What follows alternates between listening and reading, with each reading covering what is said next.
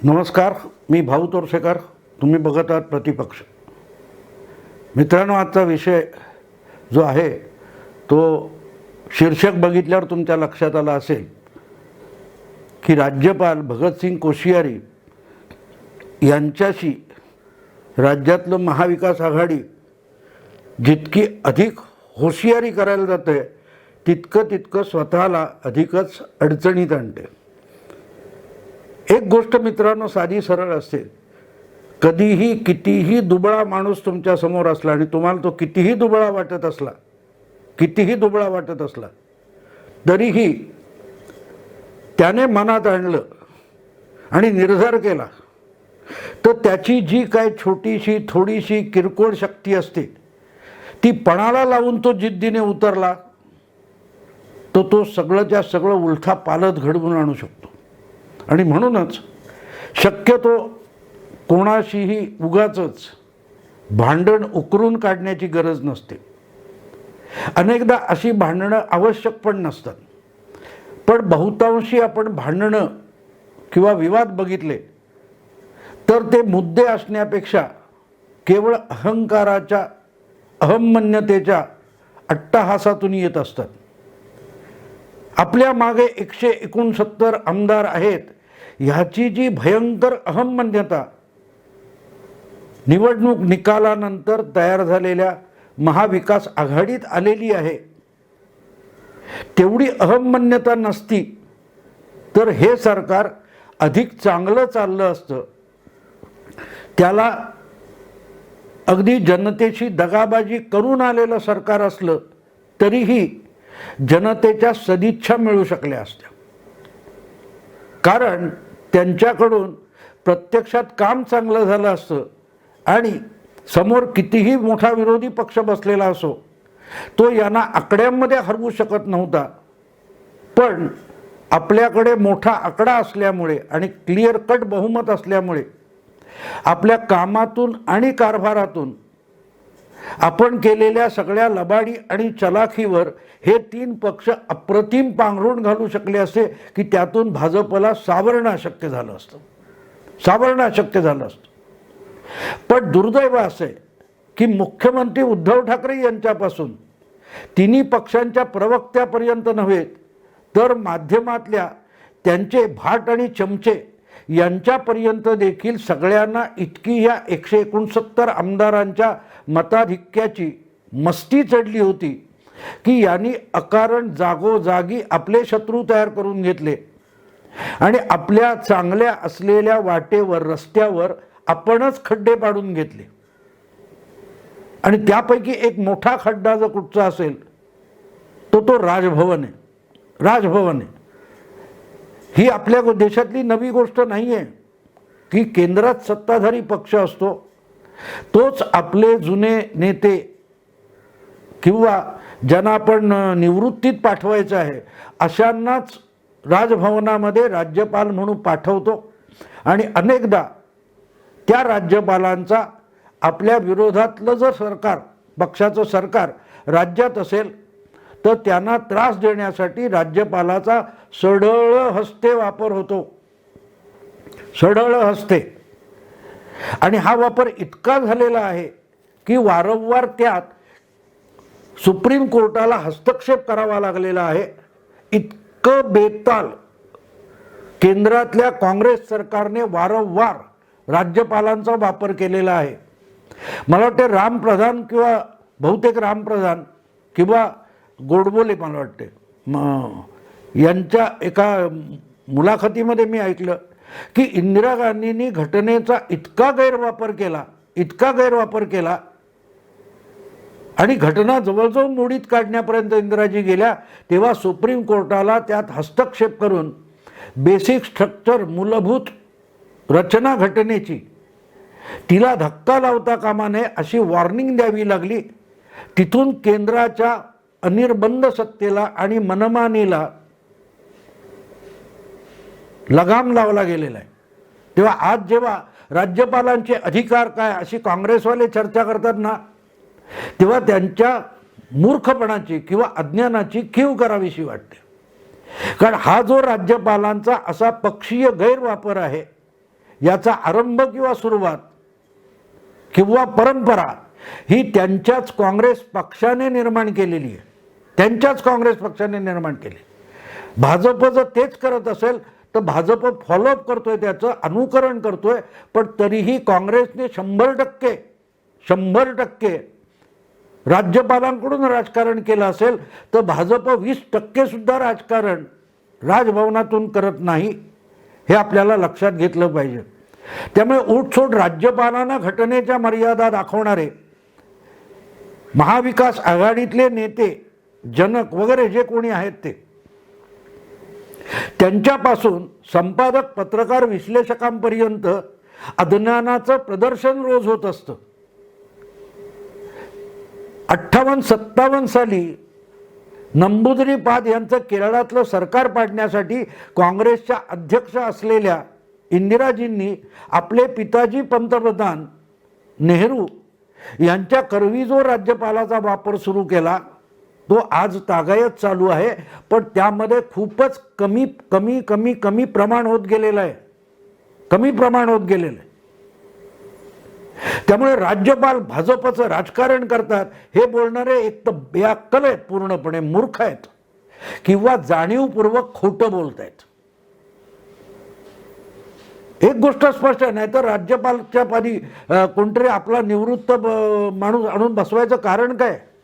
साधी सरळ गोष्ट ही काँग्रेसने केलेली सुरुवात आहे. आणि अत्यंत अपमानित होऊन ज्या राज्यपालांना जावं लागलं, घालवण्यापेक्षा त्यांना जावं लागलं, ते सुद्धा काँग्रेस आहेत. रोमेश भंडारी आहेत, बूटा सिंग आहेत, रामलाल आहेत, किती कतार घ्यायची तुम्हाला? तितका बेशरमपणा भाजपच्या कुठच्याही राज्यपालाने आज तागायत केलेला नाही. तेव्हा यामध्ये जर शहाणपणा शिकवायचा असेल तर कोणीही पत्रकार, संपादकाने सुद्धा राज्यपालाला राजकारण किंवा शहाणपणा शिकवू नये, तो सत्ताधारी आघाडीला शिकवावा. की राज्यपालांनी मनात आणलं तर यापेक्षा ते भयंकर वागू शकतात. आणि वारंवार मी सांगतोय की त्यांना कुठलंही हायकोर्ट किंवा सुप्रीम कोर्ट सुद्धा रोखू शकत नाही. आणि ही राज्यपालाची सगळ्यात मोठी ताकद असते, सगळ्यात मोठी. आणि म्हणून तर आता जवळजवळ वर्ष होत आलं तुम्ही पाठवलेली 12 आमदारांची यादी सडत पडलेली आहे, पण काहीही होऊ शकत नाही. आणि त्याचं दुसरं काहीही कारण नाही, भाजप पण कारण नाही आहे, भाजप पण कारण नाही आहे. कारण जर काय असेल तर महाविकास आघाडीतली जी तोंडपाटीलकी आहे, वाचाळता आहे, आणि ज्यातून पदोपदी राज्यपालांना तुमची लायकी काय असे शब्द न वापरता लायकी काय असं म्हटलं गेलेलं आहे, त्यातून ही परिस्थिती निर्माण झालेली आहे.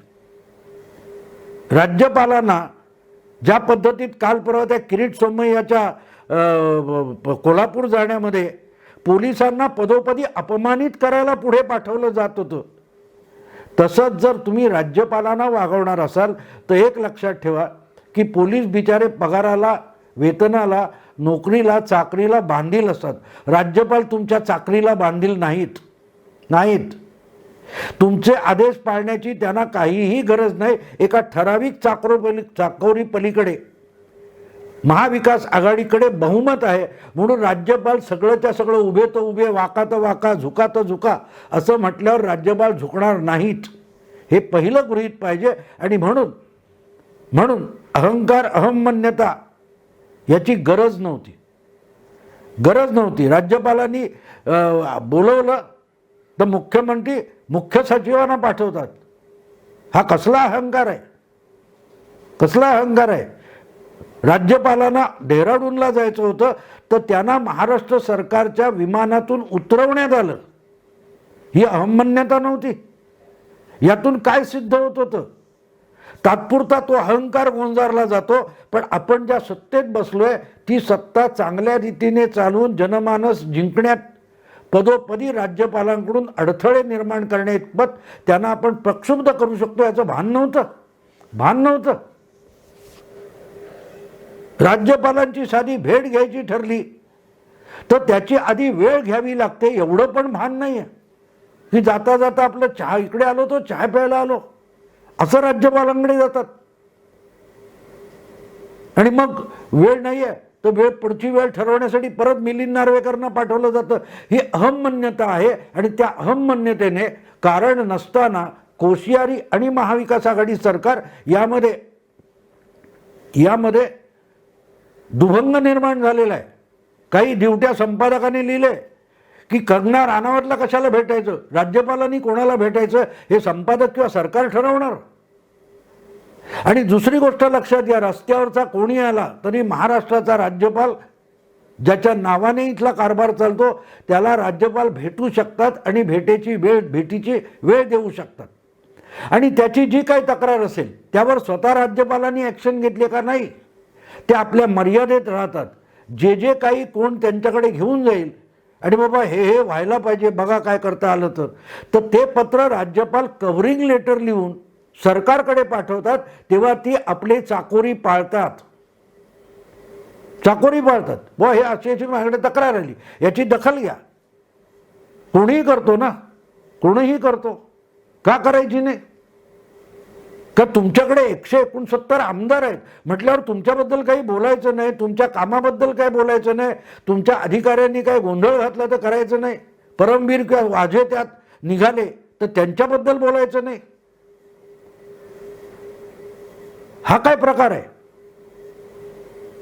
हा काय प्रकार असतो? म्हणून तो एक किरीट सोमय्या महागात पडला.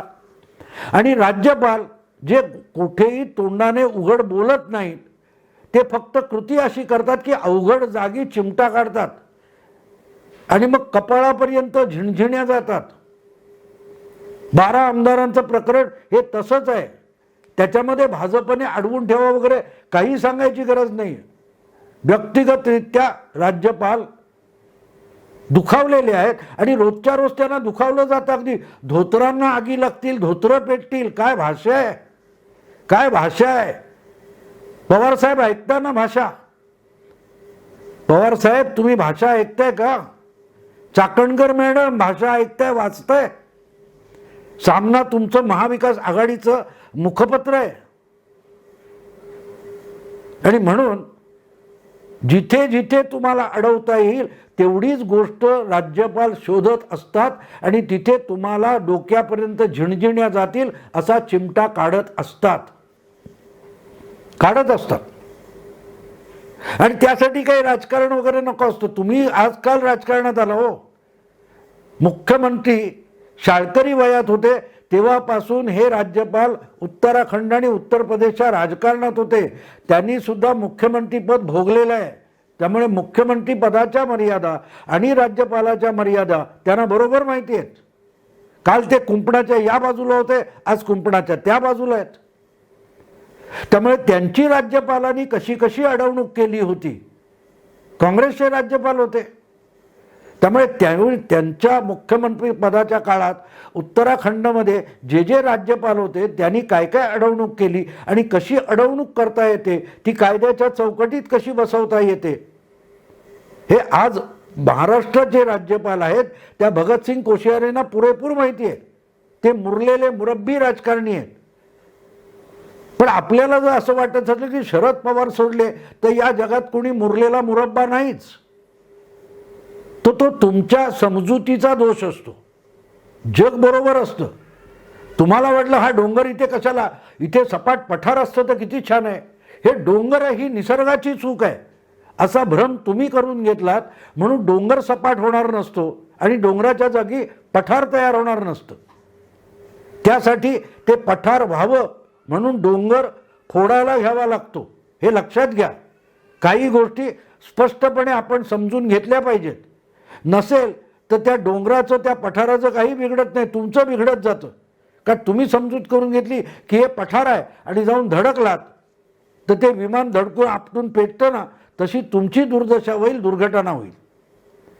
राज्यपालांना गेल्या 2 वर्षात दुखावण्याचं नेमकं काय कारण होतं हे मला अजून उलगडलेलं नाही.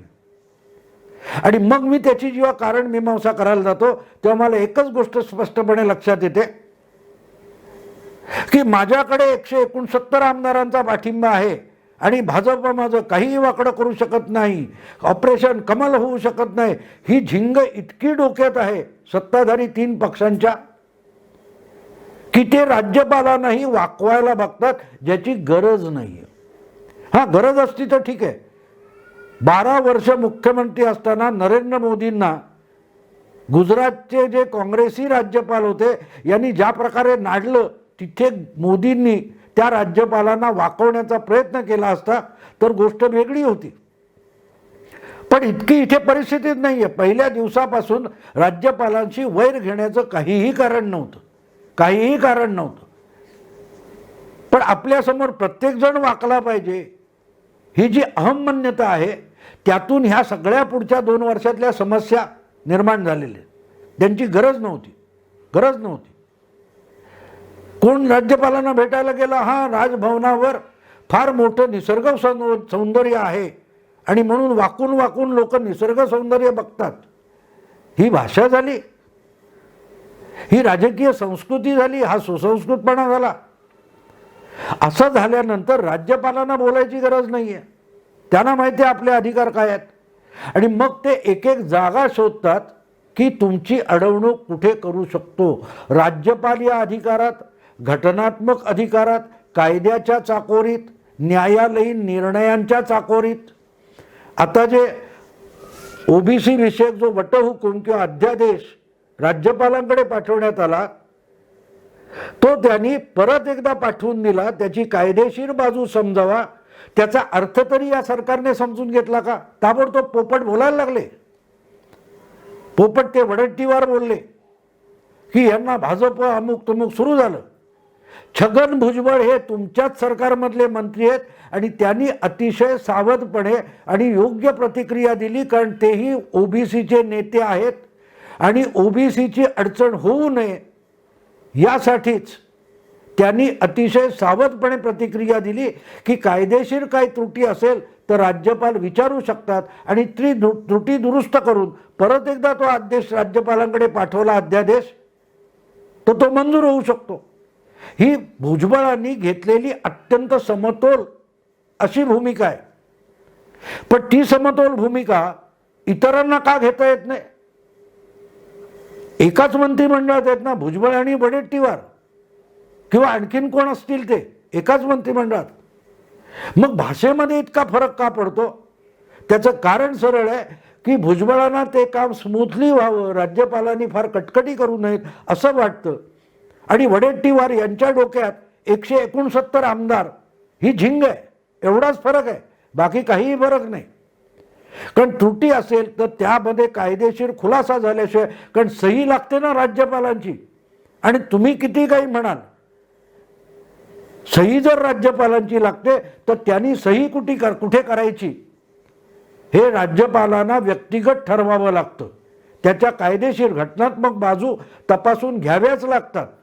उद्या तुम्ही म्हणाल की बाबा अमुक तमुक माणसाला गोळी घालून मारायचा अध्यादेश आम्ही काढलेला आहे आणि राज्यपालांनी त्याच्यावर सही केली पाहिजे, नाही करणार राज्यपाल, नाही करणार. भले तुम्ही मंत्रिमंडळ म्हणून तुम्हाला कुठलाही निर्णय घेण्याचा अधिकार असेल, घटनेने तो दिलेला अधिकार आहे, पण त्या अधिकारात तुम्ही मंत्रिमंडळात प्रस्ताव संमत कराल की अमुक तमुक माणसाला गोळी घालून मारण्याचा आदेश महाराष्ट्राचं मंत्रिमंडळ देत आहे, आता त्याच्यावर राज्यपालांनी सही करावी. तर कुठल्याही परिस्थितीमध्ये कुठलाही कायदा मोडला जाणार असेल असा अध्यादेश किंवा निर्णय तुमच्या हाती सत्ता असली तरी तुम्ही घेऊ शकत नसता, हे पहिलं लक्षात घ्या. घटनेने फक्त आकड्यांची बेरीज सांगितलेली नाही की आमच्याकडे 144 पेक्षा जास्त आमदार आहेत त्यामुळे आम्ही होत्याचं नव्हतं आणि नव्हत्याचं होतं करू, समुद्राला डोंगर ठरवू आणि डोंगराला समुद्र ठरवू, नदीला नाला ठरवू आणि तलावाला वाहती नदी ठरवू, हे घटनेने दिलेले अधिकार नाही आहेत. घटनेने वास्तवाला धरून चालण्याचे अधिकार दिलेले आहेत. आणि त्यामुळे तुम्ही जो अध्यादेश राज्यपालांच्या सहीला पाठवला तो अध्यादेश हा कायद्याच्या चौकटीत बरोबर बसतो की नाही. आणि समजा तो अध्यादेश तुम्ही राज्यपालांनी सही काढली आणि तो जारी झाला आणि कोणीतरी त्यावरून उठून हायकोर्टात किंवा सुप्रीम कोर्टात गेला आणि तो सुप्रीम कोर्टाने अध्यादेश फेटाळून लावला, तर एकटी नाचक्की राज्यपालांची सरकारची होत नाही, राज्यपालांची सुद्धा होते. राज्यपालांची सुद्धा त्यात नाचक्की होते जेव्हा एक अध्यादेश फेटाळला जातो. आणि तुम्ही रोज निर्णय घेता, हायकोर्टात तुमची जी काय नाचक्की रोजच्या रोज होते ते दिसते आपल्याला. त्याच्यावर राज्यपालांची सही नसते की अमुक अमुक याचिका केली की तो CBIचा काय तो FIR तो रद्द करा, त्यामुळे सरकार अस्थिर होतं. अरे 129 आमदाराची झिंग एवढी आहे, मग एक FIR वर कशाला घाबरताय? राज्यपालाला जुमानत नाही तुम्ही, तुमच्या मागे बहुमत असल्यामुळे, तर एका FIR ला कशाला घाबरतंय सरकार? आणि त्यातून ही समस्या तयार झाली. आणि कोश्यारी योगायोगाने नाव त्यांचं आणि हुशियारी पण आहे, ते बरोबर टपून बसलेले आहेत अडवणूक करायला. वास्तविक ते पण मुख्यमंत्र्यांना बोलवून बाबा हे सगळं कोर्टामध्ये टिकणारं नाही आहे, त्याच्यात असे बदल करून घ्या, हे कोश्यारी सुद्धा सांगू शकतात. पण तुम्हाला वाचवणं, तुम्हाला टिकवणं याची तुम्हालाच गरज नाही, तर राज्यपालांना कशाला असेल? गरज नाही राज्यपालांना. तुम्ही जेवढे अडचणीत याल तेवढंच त्यांना पाहिजे, नाहीतरी तुम्ही सारखं त्यांच्यावर शिरजोरी करत असता. तर तुम्ही गोत्यात जाणार असाल तर ते रोखतील कशाला? ते म्हणतील ह्याच्यावर मी सही करणार नाही. अध्यादेश त्रुटीयुक्त आहे, त्यातल्या त्रुटी दूर करा आणि काय त्रुटी आहेत ते तपासून बघा. बरोबर त्यांनी पाचर मारून ठेवले त्याला. आणि OBC आता ह्या सरकारच्या गळ्याशी आलेला विषय की जर 1.5 वर्षापूर्वी केव्हा तरी हायकोर्टाने, सुप्रीम कोर्टाने OBCच्या बाबत डेट्याबद्दल दिलेला निर्णय आहे, तोपासून आजपर्यंत तुम्ही राजकारण खेळत बसलात. केंद्राने एम्पिरिकल डेटा दिला पाहिजे, केंद्राने, तुम्ही का गोळा केला नाही? 11 महिन्यात गोळा झाला नसता, काहीतरी झालं असतं ना.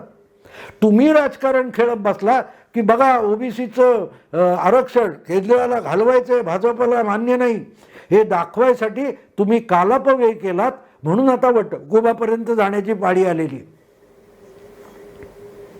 साधी सरळ गोष्ट असते मित्रांनो, की जेव्हा झिंक चढते तेव्हा तारतम्य सुटतं, आणि तारतम्य सुटलं की तुम्ही चुका करायला लागतात. शत्रूने काही करायची गरजच उरत नाही. तुमच्या प्रतिस्पर्ध्याने तुम्हाला अडचणीत आणण्याची गरज राहत नाही, कारण तुम्हीच स्वतःची अडचण होऊन जाता, तुम्ही स्वतःसाठी धोका होता. आज महाविकास आघाडी भाजपने काही न करता किती अडचणीत आली आहे बघा, किती अडचणीत आली आहे. आणि ठीक आहे, भाजपने अडचणीत आणलेली नाही, यांनी स्वतःलाच स्वतः अडचणीत आणले. प्रत्येक वेळेला तुमचे एवढे ॲडव्होकेट जनरल पडलेत, एकापेक्षा एक मोठी वकिलांच्या सल्लागारांची फौज पडली आहे, आणि हायकोर्टात आणि सुप्रीम कोर्टात थप्पड का खावी लागते? एकदा तरी शांत बसा आणि विचार करा, असं काय चुकतंय? काय सगळी कोर्ट भाजपची आहेत का? तिथे बसलेले न्यायाधीश भाजपचे आहेत? राज्यपालावर तरी तुम्ही आरोप करू शकता, पण वेगवेगळ्या सुप्रीम कोर्ट, हायकोर्टातले जे न्यायाधीश आहेत ते भाजपचे नाही आहेत, ते स्वयंभू आहेत, ते भाजपच्याही सरकारचा कान पकडतात. पण तुमच्या बाबतीत प्रत्येक वेळेला तुमच्या विरुद्ध निर्णय जातो, तेव्हा पहिली गोष्ट असे शांत बसून विचार करावा. राज्यपालांना दुखून आपण काय साधलं याचा अजूनही विचार करायला हरकत नाही, अजूनही. पण नाही, समस्या मित्रांनो कायदेशीर नाही, घटनात्मक नाही आहे, राजकीय नाही आहे. समस्या जी आहे ती अहंकार आणि अहममान्यतेची आहे, अहममान्यतेची आहे. माझ्याकडे इतके आमदार आहेत, माझ्या पाठीशी इतके आमदार आहेत, मी सूर्याला चंद्र ठरवीन, चंद्राला शनी ठरवीन, पृथ्वीला मंगळ ठरवीन, अशा काहीतरी भ्रमामध्ये हे सरकार चालू आहे, आणि त्यातून या सगळ्या समस्या येतात. त्या समस्या तुमच्या भ्रमापुरत्या आनंदित तुम्हाला खुश करत असतील, अहंकार सुखावत असेल तुमचा. काल परवा जे खरमरीत सडेतोड राज्यपालांना पत्र पाठवलं, माध्यमांना हेडलाईन मिळाली ना, मुख्यमंत्र्यांचे राज्यपालांना सडेतोड उत्तर. काय उत्तर?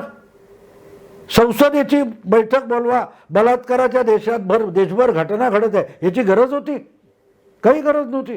ते पत्र आलं, ठेवून द्या. तुम्ही काय कारवाई केली हा राज्यपालांना विचारायचा अधिकार नाही आहे. त्यांनी कोणी 12-15 आमदारांनी पत्र दिलं, त्यांनी कव्हरिंग लेटर लावून तुमच्याकडे पाठवलं. पण राज्यपालांना नीचा दाखवण्यासाठी त्यांचा कमीपणा करण्यासाठी हे उत्तर पाठवण्यात आलं, ज्याला उत्तर नाही दुरुत्तर म्हणतात. दुरुत्तर म्हणतात. आणि त्यातून तुम्ही तुमच्या समस्या निर्माण करा. राज्यपालांना काय अडचण आहे, भाजपला काय अडचण आहे? काही अडचण नाही, काही अडचण नाही.